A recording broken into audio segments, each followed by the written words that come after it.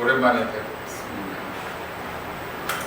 오늘 말씀은 로마서 3장 21절에서 24절인데 제목이 제가 잘못해서 전환점인데 방환점입니다. 아니 제가 잘못했어요. 보고 나니까 보내고 나서 그래도 변이나 전환이나 비슷하니까 이해하시려고. 독일에서 한 나이 많은 교장 선생님의 일화가 있었습니다. 그런 아침마다 학교에 오면은 모자를 벗고 정중하게 학생들을 향해서 인사를 했다고 합니다.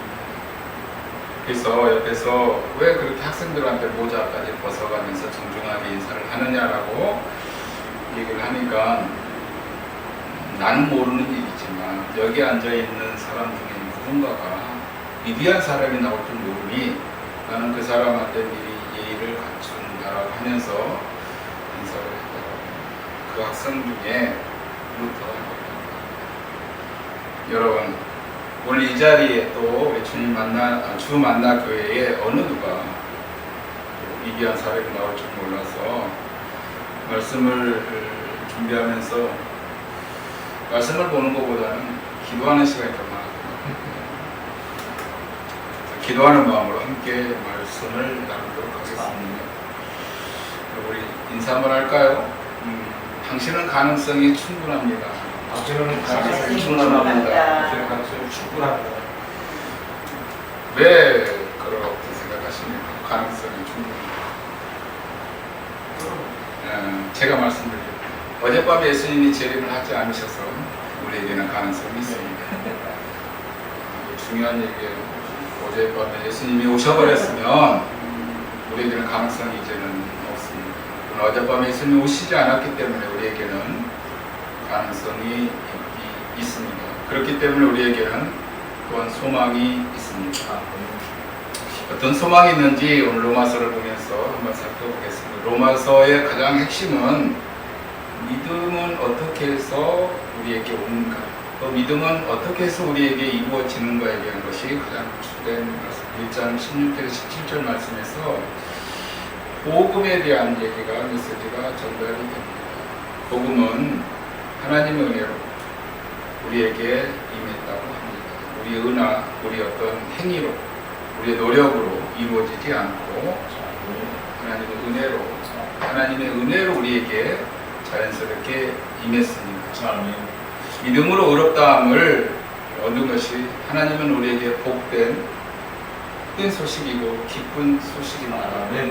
이 기쁜 소식이 이단에서 써서 우리 정말 하나님을 사랑하는 우리 정말 주 예수 그리스도를 믿는 우리들에게 많이 써야 되는 얘기인데 잘못 쓰면 오해할까봐 잘못 쓰고 있습니다. 이 복음은 우리에게는 정말 기쁜 소식이고 우리에게 소망을 주는 말입니다. 이 기쁜 소식이 없었다면 우리는 소망이 없습니다. 우리를 죄를 용서하시고 도말하는데 우리의 죄를 없애는 데에 멈춰버렸다면 율법으로도 충분히 가능합니다. 그래 너 죄 없어, 너는 죄가 깨끗해 라고만 판결을 내렸다라고 하면 복음은 기쁜 소식이 아닙니다. 기쁜 소식이라고 하는 것은 그 모든 죄를 없애주시고 새롭게 세워주는 데까지 이루어지는 것이 기쁜 소식입니다. 우리가 없어지는 것, 죄가 다 그냥 끝, 너 죄가 없어. 우리 인간 사이에서도 용서라는 게 있습니다. 그래 내가 널 용서할게. 너와 나와는 이제 뭐 주고받는 게 없으니까 깨끗해졌어. 그래 우리 이제부터는 너와 나와는 깨끗해. 그동안에 모두 있었던 일들은 이제 잘못을 서로 논하지 않게 됐어 라고 하는 것은 우리 인간 사이에도 충분히 이루어지고 있고 현재도 진행형입니다.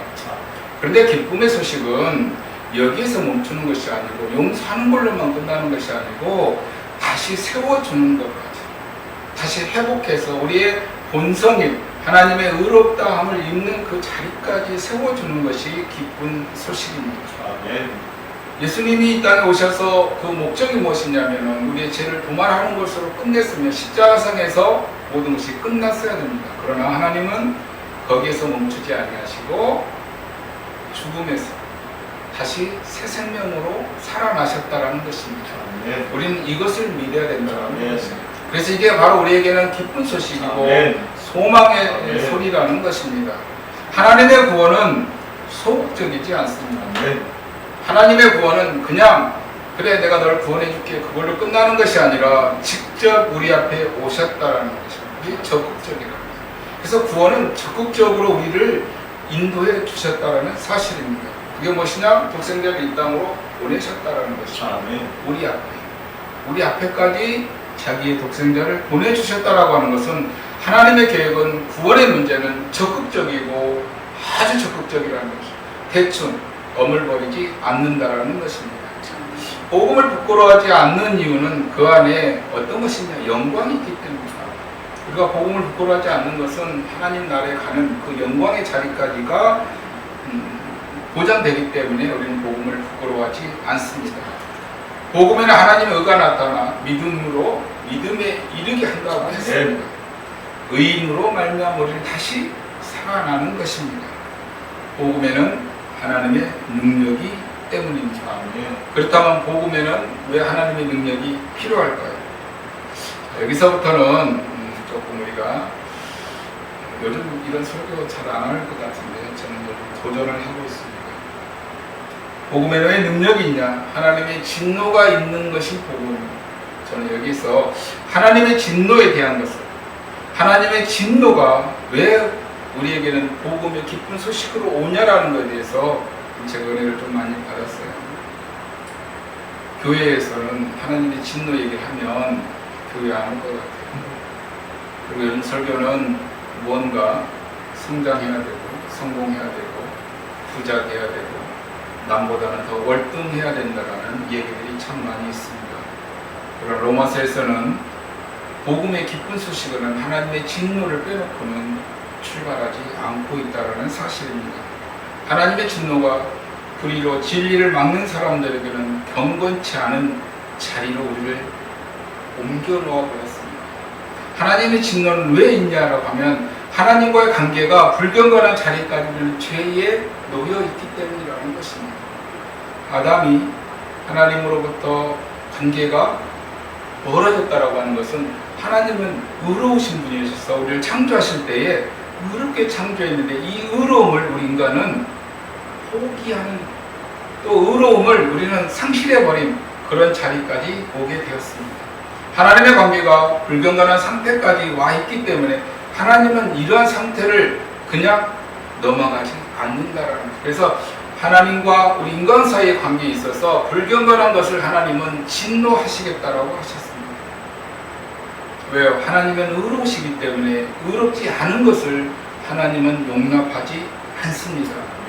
하나님의 관계가 이미 불경건한 상태로 와 있기 때문에 하나님은 우리의 이런 이중적 관계에 있어서 하나님은 그냥 넘어가지 않고 심판하시겠다라는 것입니다. 하나님의 거룩한 의가 전가되어야 하는데 죄로 인해서 단절되어서 하나님의 진노를 면할 수 없는 상태까지 우리는 이르게 되었습니다. 하나님의 진노를 면할 수 없어서 이제는 우리는 영원히 죽을 수밖에 없고 우리는 회복할 수 없는 이제 사망에 이르게 됩니다. 인간은 하나님의 의를 떠나 버렸기 때문에 우리가 회복할 수 없는 상태까지 불의한 자로 우리는 타락을 하게 됩니다. 그래서 우리는 하나님의 진노 앞에 놓여 있다는 사실을 우리는 잊어서는 안 됩니다. 하나님은 죄를 불경건함을 미워하십니다. 율법은 죄를 깨닫기는 합니다. 죄에 대한 지식을 주기도 합니다.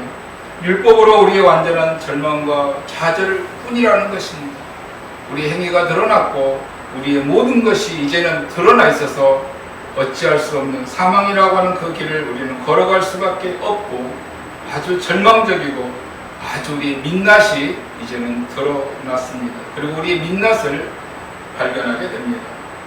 우리가 우리의 자신을 그렇게 알아야 하는 언제이고 절대적으로 중요한 일입니다. 하나님 앞에 나오기 위해서는 우리의 불경건한 이 죄를 깨닫지 않고서는 절대로 하나님 앞에 나올 수가 없다라는 사실입니다. 우리는 우리 자신을 이제는 알아야 된다라는 것입니다. 항상 우리는 하나님의 관계가 불경건한 자리에 있었다라는 사실을 잊어서는 안 된다라는 사실입니다. 그것은 아주 중요한 것 같아요. 제가 로마서를 보면서 이 대목에서 마음에 많이 걸렸습니다. 그래서 로마서에서 얘기하는 하나님의 진노, 하나님의 심판이 꼭 필요한데 왜 복음이라고 하는 기쁜 소식으로 하나님은 우리에게 다가왔을까 하는 것입니다. 하나님의 진노와 하나님의 복음 사이에서 우리는 갈등하고 고민할 수밖에 없었다는 사실입니다. 하나님은 혹시 이중적이지 않을까? 왜 하나님의 진노를 하나님께서 우리에게 진노하셨다고 했는데 왜 복음의 기쁜 소식을 우리에게 주었을까 하는 것입니다. 하나님은 우리에게 우리의 자신을 알라고 명령하셨기 때문입니다. 네. 자, 너희들이 오늘 말씀에서도 많이 얘기했듯이 율법으로는 우리 행위가 드러났습니다. 그래, 아까도 처음부터 얘기했지만 우리 인간 사이에도 법으로 너는 잘못했어, 너는 잘했어 판결을 할 수 있습니다. 우리 행위로 우리의 죄를 드러내는 것까지는 가능하다라는 것입니다. 그래서 율법을 통해서 우리는 하나님과 불경건의 관계가 되어졌다는 것까지 나타났어요. 그래서 우리의 모든 민낯이 이제는 세상에 또 내 자신 앞에 다 드러났습니다. 너는 누구도 자기가 전혀 소망 없음을 깨닫게 하는 것이 하나님의 방법이었습니다. 그래서 하나님의 가장 매서운 진노를 우리 앞에 내어놓았습니다. 여러분, 우리는 무기력하고 절망하고 무력함을 알지 못한다면 그리스도께서 오는 것에 대한 무익한 일입니다. 우리가 무능하고 우리가 죽을 수밖에 없고 우리가 절망밖에 없다라는 이 사실을 깨닫지 못하면 예수님 앞에 나올 수 없다라는 사실입니다. 구원의 문제에 있어서 하나님의 진노와 우리의 죄의 고백은 필수적일 수밖에 없다라는 사실입니다. 결코 어떤 다른 일로 어떤 도움으로 그리스도께 돌아올 수 없다라는 사실입니다. 주님 앞에 돌아올 수 있는 가장 빠른 길은 내가 죄인이라고 하는 하나님의 관계가 끊어졌다는 사실에서부터 출발한다라는 것입니다. 그리스도께 유일하게 나올 수 있는 방법, 하나님의 진노 앞에 나올 수밖에 없었던 우리는 내가 죄인이로서이다라고 하는 불경건의 그런 마음의 자세로 우리는 하나님 앞에 나와야 된다는 사실입니다. 자, 그러면 하나님의 진노 앞에 우리는 나왔는데 하나님은 진노를 원하실까요? 그래, 내가 너와의 관계가 불경건한 속에서 나를 경건한 자리에 너희들이 함께하지 않았기 때문에 내가 너희들을 진노할 거야, 너희를 심판하실 거야 라는 것이 하나님의 속 마음이었을까요? 아니요. 하나님은 진노를 내리고 하려고 하는 것은 율법이라고 하는 우리 행위로 드러났던 일들을 통해서 우리에게 경고하신다라는 것입니다. 나는 너희들에게 진노하기 싫어, 심판하기 싫어. 왜? 내가 의로우니 너희도 의로운 사람이 되어야 되는데 나는 의로운데 너희들은 의롭지 않기 때문에 내가 너희들을 진노하는 거야. 진노를 피할 수 있는 방법을 동시에 주셨다는 사실입니다. 우리는 진노만을 생각하고 우리는 죄만을 생각하면 창피합니다. 어디 다 숨어야 되죠. 우리의 민낯이 다 드러났는데 누구 앞에 서겠습니까? 우리는 하나님의 심판 앞에 설 수밖에 없는 죄인이라는 것을 다 드러났는데 어디서 누구에게 무슨 말씀을 전하고 전도할 수 있겠냐라는 것입니다. 그러나 이걸 역설적으로 생각하면 하나님의 진노는 우리를 구원하고자 하는 하나님의 의로운 행위였다라는 것입니다. 아멘. 왜요? 우리 죄가 드러나야만이 하나님의 진노를 피할 수 있다라는 사실입니다. 왜요? 내가 죄가 드러나야만이 누구 앞으로 나올 수 있다고요? 복음 앞으로 나올 수 있기 때문에. 세상 사람들이요 복음 앞으로 안 나오는 이유가 죄인이라고 고백하지 않기 때문에 세상에 있는 거예요. 하나님 앞에 나오지 않는 거예요. 그러니 그들은 진노 앞에 놓여 있는 거예요. 우리는 하나님의 진노를 알아요. 왜? 하나님의 관계가 우리는 불경건하게 되어서 불의한 일을 저질렀기 때문에 우리는 이 진노를 피하기 위해서 복음의 기쁜 소식을 들었기에 주님 앞에 나오는 것이죠. 아멘. 나와야만이 하나님의 진노를 예언할 수 있다는 사실입니다. 하나님의 진노 앞에 서는 것을 두려워하지 마세요. 하나님의 진노를 멀리하지 마세요. 그러나 이 진노를 면할 수 있는 방법은 복음을 받아들이기. 이 복음을 받아들이는데 우리의 행위나 우리 어떤 노력으로 이루어지는 것이 아니라고 말씀을 하고 있습니다. 하나님의 은혜로. 왜요? 당신의 백성을 진노하기 싫으니까 하나님이 구원의 방법을 택하셔서 당신의 독생자를 이 땅에 보내주셔서 우리의 구원의 방법을 당신이 계획하시고 당신이 실행하시고 당신이 이루어 가신다는 사실입니다. 우리는 이 기쁨의 소식을 듣고 믿으면 되는 것입니다. 이 기쁨의 소식을 세상 사람들은 듣지 않아요. 왜요? 그게 기쁨의 소식인지를 모르기 때문입니다. 우리의 죄를 들춰내지 못한다면, 그것들을 인식하지 못하고 그것들을 부끄러워 여기에 멈춰버린다면 우리는 주님 앞에 나올 수 없다는 사실입니다. 요즘 교회에서 죄 얘기가 많이 나오지 않습니다. 모두가 다 잘했다라고 합니다. 모두가 칭찬하는 소리를 듣고 싶어 합니다. 그러나 로마서에서는 하나님의 진노를 우리는 한 번쯤은 경각심을 가지고 한번 내가 받아들여지고 내가 생각하고 내가 정말 복음 앞에 기쁜 소식으로 그리스도 앞에 나와 있느냐를 한 번쯤은 돌아보는 시기가 아닌가 생각을 합니다. 지금 예배가 거의 중단되다시피 했습니다. 이 코로나19 바이러스를 통해서 저는 하나님의 진노가 한 번쯤 흔들고 있다고 생각합니다. 하나님이 실을 들고 한번 이렇게 흔들고 있다고 생각을 합니다. 이 땅에서 있는 이 바이러스가 이렇게 오래 가는 적은 없던 것 같아요. 제 기억으로. 어떻게 하든지 백신이 발견되고 치료제가 나왔습니다. 그런데 지금 이 세계를 다 흔들고 있습니다. 그 중에 저는 하나님 앞에 나와서 예배하는 자들에게 너희들이 죄인임을 고백하고 예배하느냐라는 음성을 들으라고 코로나를 통해서 예배의 이 상황을 조금 혼잡하게 만들지 않냐 하는 제 개인적인 생각입니다. 하나님을 갈망하는 예배, 하나님의 진노 앞에 너희들이 나올 수 있는 그 진노를 피할 수 있는 방법을 내가 너희들에게 기쁜 소식으로 주었는데 너희들이 교회만 나왔지. 너희들에게는 정말 하나님을 갈망하고 기쁜 소식을 너희들의 죄를 한 번쯤 들춰내고 회개하는 예배를 드렸냐라는 그러한 메시지로 저는 받아들여지고 있습니다.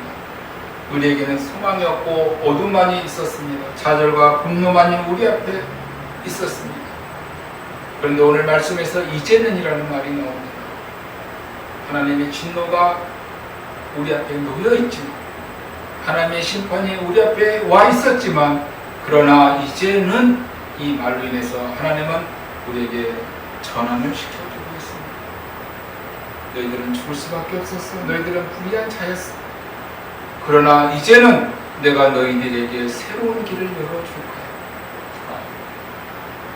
너희들이 하나님의 진노가 무섭지. 하나님의 진노를 피할 수 있는 방법을 이제는 가르쳐 준다라는 것입니다. 여기서 하나님의 은혜가 다시 시작된다는 사실입니다. 그러니까 하나님이 계획하시고 하나님이 진행하시고 하나님이 마무리하신다고 제가 말씀을 드렸습니다. 우리는 하나님의 계획 속에 우리는 하루하루를 살아갑니다. 그 하루하루 속에서 우리는 하나님 앞에 나올 수 있는 것은 내가 죄인임이라고 하는 그 고백을 함께 가지고 나와야 된다는 사실입니다. 그래야 이제는 하나님의 진노를 피할 수 있다는 사실입니다. 그러나 아직도 우리는 내가 죄인임을 인식하지도 못하고 깨닫지도 못하고 내 자랑으로 내 의로 내가 하나님을 믿고 있어 하는 사람은 없지 않나 생각을 하게 됩니다. 복음은 죄에 대한 확신으로부터 시작이 됩니다. 바울은 죄 아래 빠진 인간의 모든 표현의 진실 속에서 죄, 그리고 우리의 본성, 우리의 자아를 또 아담으로부터 받아온 그 원죄에 대한 것을 잊지 말라고 경고하고 있습니다. 그래서 우리는 이제는 말보다 더 복되고 기쁜 말이 없을 것입니다. 그래, 어제는 제가 아까 서두에 말씀드렸을 때 어제 예수님이 오셨다면 우리에게는 소망이 없습니다. 우리는 기쁜 소식을 들을 수 있는 기회가 혹시 놓칠 수도 있었어요. 그러나 우리는 기쁨의 소식을 우리에게 하나님이 기회 주심을 우리는 감사해야 된다는 생각이 듭니다. 이제는 말은 내가 그리스도인이 되었다는 고백을 뒷받침하는 것입니다. 주님, 내가 죄인입니다. 하나님의 의를 내가 저버렸습니다라는 출발이 곧 복음을 받아들였다라고 하는 출발점이 된다는 사실입니다. 어제까지는 내가 불경건한 자였지만 이제는 경건한 자로 세움을 받았다라는 사실입니다. 우리들은 죄를 확인하는 것이며 복음은 용서함을 받아 새롭게 거듭나는 데까지 이루어진다는 사실입니다.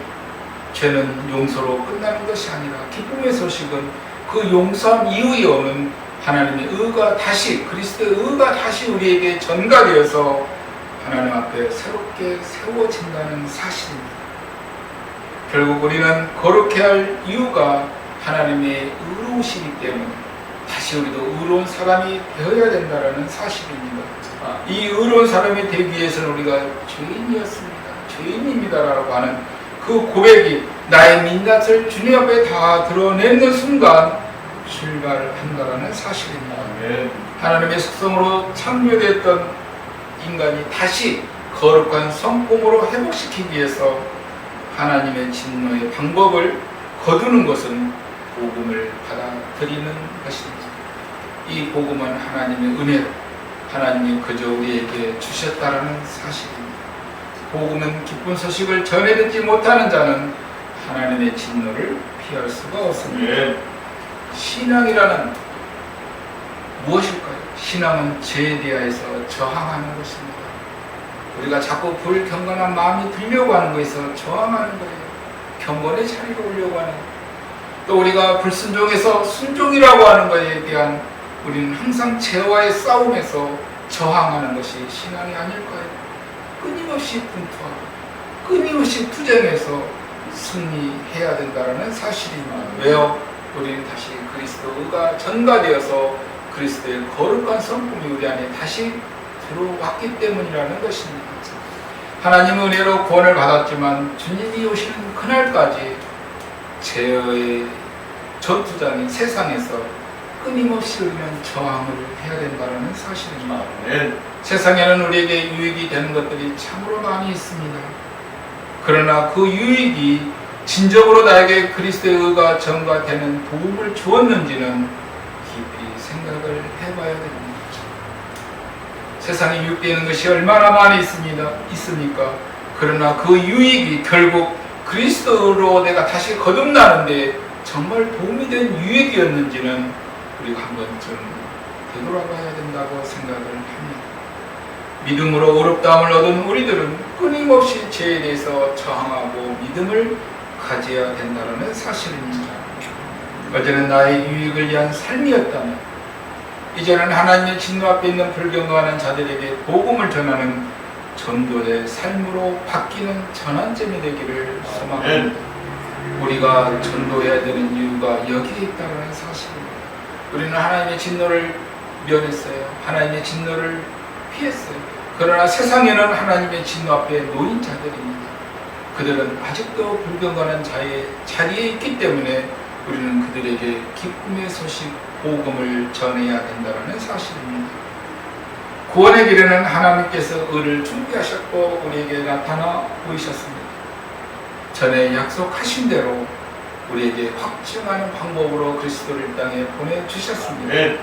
하나님의 의가 우리의 것이 되었는데 그것은 우리의 율법이나 우리 행위, 나의 자랑으로 오는 것이 아니고 전적으로 복음으로, 믿음으로만 통해진다는, 복음으로만 이루어진다는 사실입니다. 구원의 길에는 모든 자에게 열려있습니다. 오늘 말씀에서도 나와 복음에는 모든 자에게 열려있습니다. 누구에게는 구분되어 있지 않습니다. 복음은 누구에게나 들을 권리가 있습니다. 누구에게 개방되어져 있습니다. 그래서 우리는 누구에게나 복음을 전해야 된다는 사실입니다. 구원의 길은 모든 자에게 열려 있습니다. 유대인에게나 이방인에게 다 열려 있듯이 우리 주변에 복음을 들어야 할 사람들이 많이 있다는 사실입니다. 왜냐하면요, 오늘 말씀에서도 모든 사람은 죄를 범했다라고 기록되어 있습니다. 우리는 죄를 안 지었고 저들은 죄를 지었고가 아니라 우리도 죄를 지었고 그들도 죄를 지었는데 우리는 주님 앞에 죄인입니다라고 나와서 하나님의 진노를 면할 수 있는 것이고 그들은 아직 죄인이라고 고백하지 않기 때문에 하나님의 진노 앞에 놓여 있다는 사실입니다. 아멘. 하나님은 당신의 백성들을 회복시키기 위해서 이 구속사의 역사 속에서 지금도 멈추지 않고 하나님의 부르는 음성이 지금도 들려오고 있다는 사실입니다. 코로나를 통해서 예배가 축소되어지고 하나님 말씀이 전해지는 기쁨의 소식이 많이 이축되어 있습니다. 그러나 이런 상황 속에서도 하나님은 우리에게 말씀하십니다. 기쁜 소식을 외면하지 말라. 그리고 너희들은 죄인이었음을 고백하고 예배드리러 나오라. 하나님 앞으로 나오라고. 그러면 하나님의 진노는 면한다라고 말씀하고 있습니다. 믿음이란 진리에 대해서 하나님을 무한히 신뢰하는 것입니다. 믿음이 크고 웅장한 것이 아니라고 저는 생각을 합니다. 제가 믿음을 가만히 생각해 보니 어떤 것으로 결론을 줄까? 그냥 하나님을 신뢰하는 것. 믿음을 달리 표현할 방법이 없더라고요. 그냥 하나님을 신뢰하는 것. 하나님을 무한한 신뢰대로 믿어지는 것. 이것이 믿음 아닐까요? 이처럼 우리 믿음의 형제 자매들에게도 예수님의 사랑을 얹어서 무한한 신뢰를 가져야 된다고 생각을 합니다. 믿음의 사람이라고 하면 우리도 우리 형제 자매들을 신뢰해야 된다는 사실입니다. 이것으로 이전한 것을 진심으로 축하를 합니다.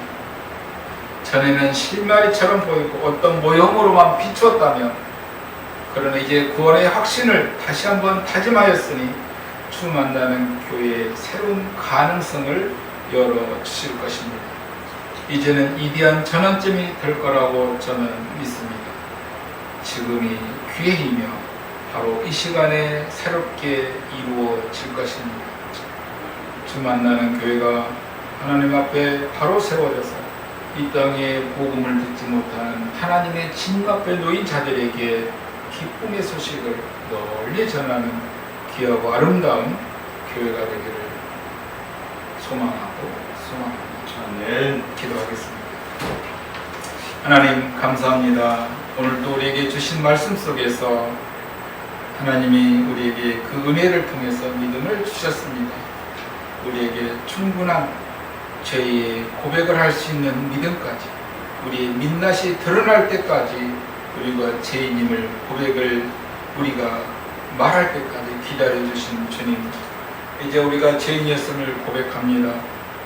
복음 기쁨의 소식을 들었기에 이 시간에 우리는 죄인이었음을 고백하오니 주님 우리들을 용서하시고 새로운 소망으로 하늘의 의가 이 땅에서 이루어질 수 있도록 저희들을 통해서 이루어 가 주시옵소서. 감사하며 예수님 이름으로 기도합니다.